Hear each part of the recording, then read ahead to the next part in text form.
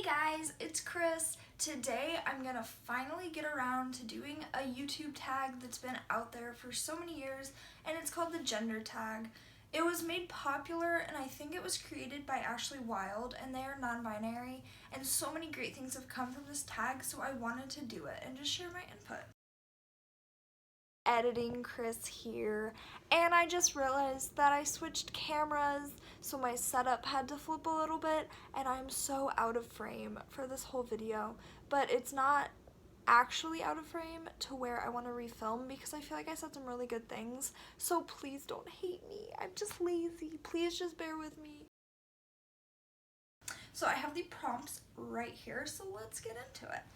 The first one is, how do you self-identify your gender and what does that definition mean to you?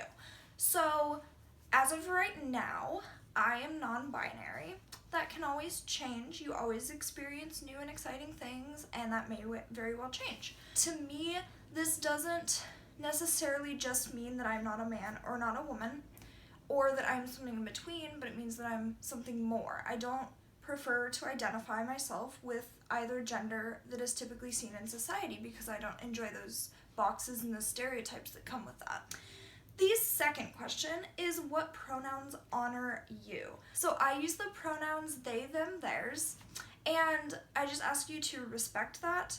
A lot of people don't understand what somebody who is not cisgender is going through. It's just very simple to use someone's pronouns, even if you don't understand what they're going through. Just respect can go a long way. Number 3 is, describe the style of clothing that you most often wear.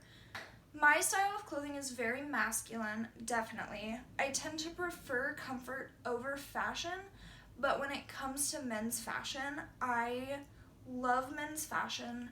I would spend hundreds of dollars every month on it if I could, but that is not smart. So I love me some dress shoes. I love a pair of black jeans with a brown belt, some nice dress shoes, and a button-up shirt. That is my style.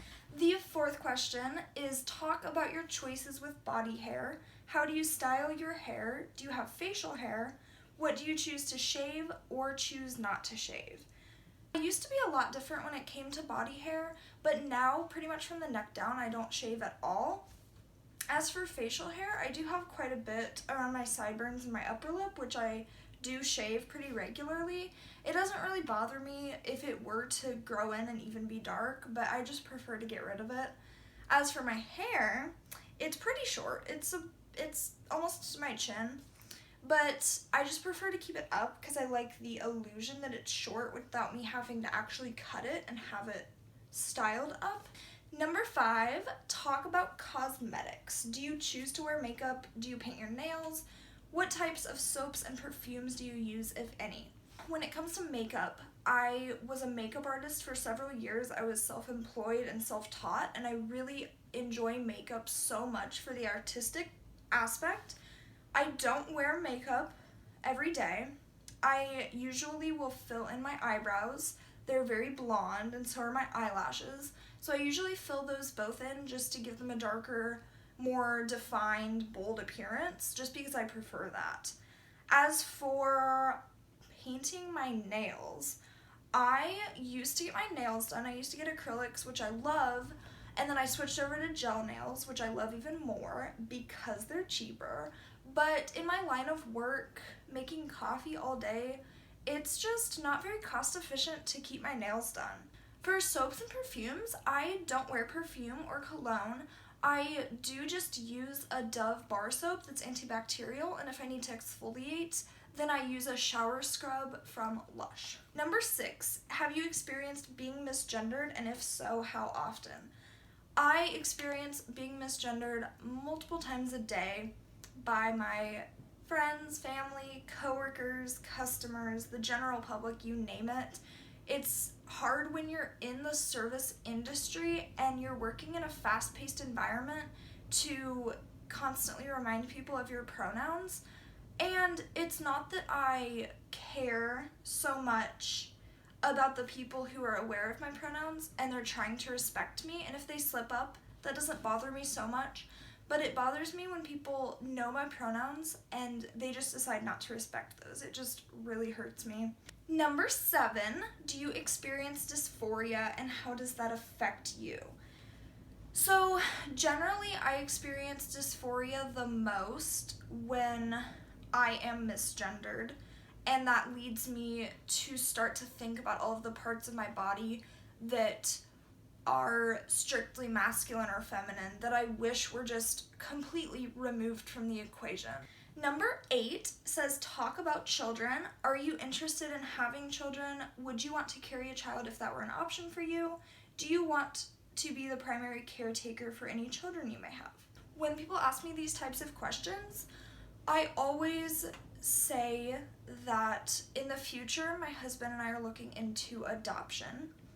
I would never want to carry a child myself. I would love it if my husband could, because he would be 100% down to do that for me.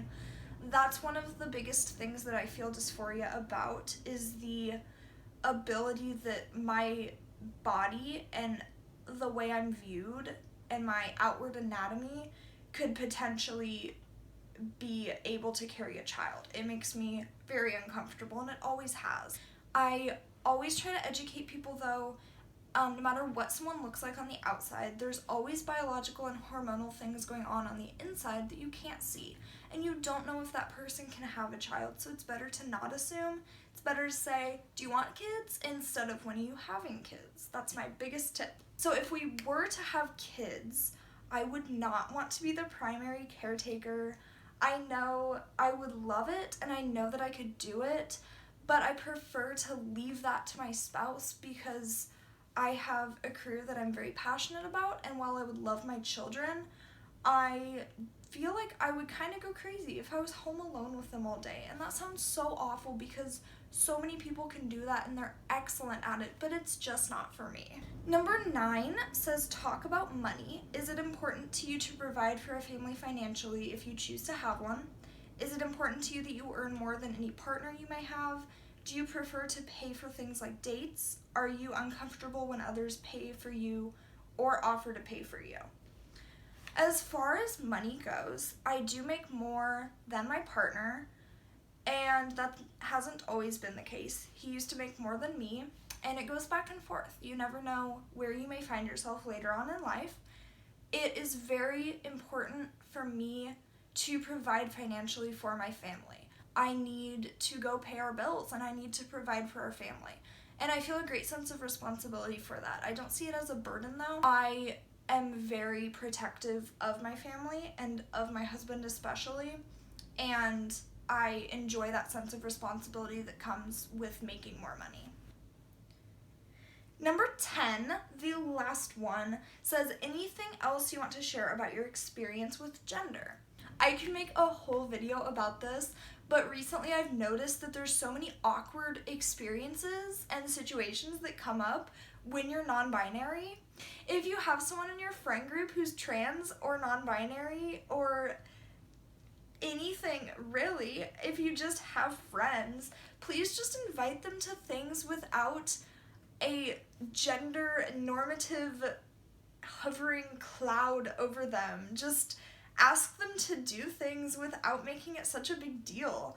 I know we've played games with groups of friends where they split it up like, oh, guys versus girls, and to everyone else that's super fun and it doesn't matter, but to me, I don't play those games. I don't feel comfortable, and I don't want to lie to people by being somebody that I'm not, so I just sit out. Well, you guys, that's it for the gender tag. I had so much fun filming this, and I'm so glad that Ashley Wild made this a thing several years ago.